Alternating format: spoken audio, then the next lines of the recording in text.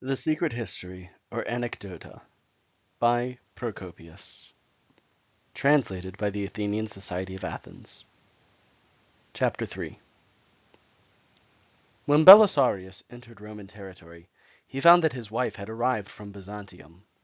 He kept her in custody, in disgrace, and was frequently minded to put her to death, but had not the heart to do so, being overpowered, I believe, by the ardor of his love.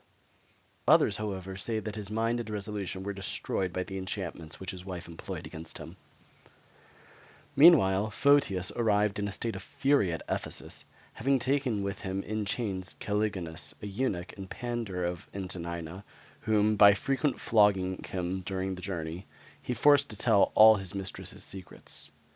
Theodosius, however, was warned in time, and took sanctuary in the temple of St. John the Apostle, which is revered in that town as a most sacred spot.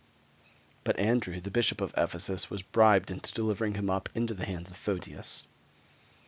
Meanwhile, Theodora was very anxious about Antonina, when she heard what had befallen her. She summoned both Belisarius and his wife to Byzantium. On hearing this, Photius sent Theodosius away to Cilicia, where his own spearmen were in winter quarters, giving orders to his escort to take the man thither as secretly as possible, and when they arrived in Cilicia, to guard him with exceeding strictness, and not to let anyone know in what part of the world he was. He himself, with Caligonus and Theodosius's treasures, which were very considerable, repaired to Byzantium. At that juncture, the empress clearly proved all that she knew how to recompense the murderous services which Antonina had rendered her, by even greater crimes committed to further her plans. Indeed, Antonina had only betrayed one man to her by her wiles, her enemy John of Cappadocia, but the empress caused the death of a number of innocent persons, whom she sacrificed to the vengeance of Antonina. The intimates of Belisarius and Photius were some of them flogged, although the only charge against them was their friendship for these two persons, and no one to the present day knows what afterwards became of them, while she sent others into exile, who were accused of the same crime, friendship for Photius and Belisarius.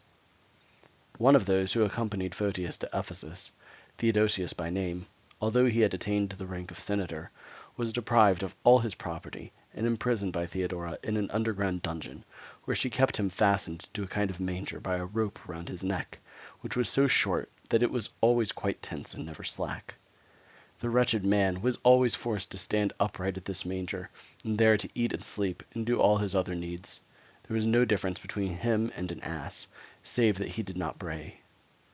No less than 4 months were passed by him in this condition, until he was seized with melancholy and became violently mad, upon which he was released from his prison, and soon afterwards died.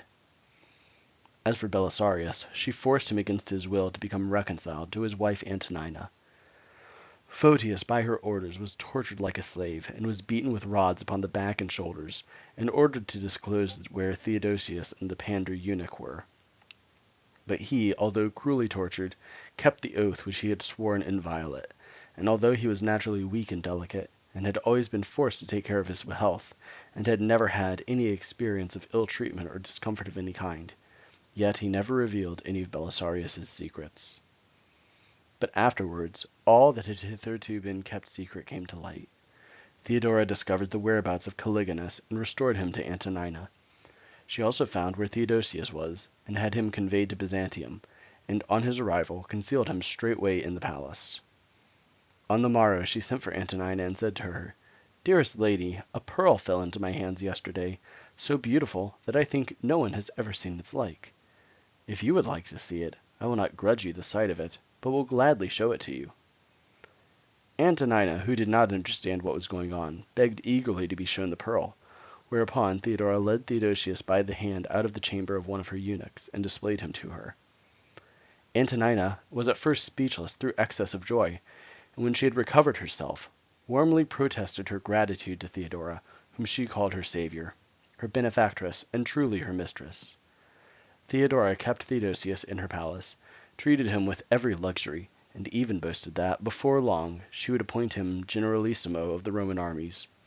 But divine justice, which carried him off through dysentery, prevented this. Theodora had at her disposal secret and absolutely secluded dungeons, so solitary and so dark that it was impossible to distinguish between night and day. In one of these she kept Photius imprisoned for a long time. He managed, however, to escape not only once but twice. The first time he took sanctuary in the Church of the Mother of God, which is one of the most sacred and famous churches in Byzantium, wherein he sat as a suppliant at the Holy Table. But she ordered him to be removed by main force and again imprisoned. The second time he fled to the Church of St. Sophia, and suddenly took refuge in the Holy Font, which is held in reverence by Christians above all other places. But the woman was able to drag him even from thence, for to her no place ever was sacred or unassailable, and she thought nothing of violating the holiest of sanctuaries. The Christian priests and people were struck with horror at her impiety, but nevertheless yielded and submitted to her in everything. Photius had lived in this condition for nearly 3 years, when the prophet Zacharias appeared to him in a dream, commanded him to escape, and promised his assistance. Relying upon this vision, he rose, escaped from his prison, and made his way to Jerusalem in disguise. Though tens of thousands must have seen the youth, yet none recognized him. There he shaved off all his hair, assumed the monastic habit, and in this manner escaped the tortures which Theodora would have inflicted upon him. Belisarius took no account of the oaths which he had sworn, and made no effort to avenge Photius's sufferings, in spite of the solemn vows which he had made to do so. Hereafter, probably by God's will, all his warlike enterprises failed. Some time afterwards he was dispatched against the Medes and Chosroes, who had for the third time invaded the Roman Empire and fell under suspicion of treachery, although he was considered to have performed a notable achievement in driving the enemy away from the frontier. But when Chosroes, after crossing the Euphrates, took the populous city of Callinicus without a blow, and made slaves of tens of thousands of Romans, Belisarius remained quiet, and never so much as offered to attack the enemy, whereby he incurred the reproach of either treachery or cowardice.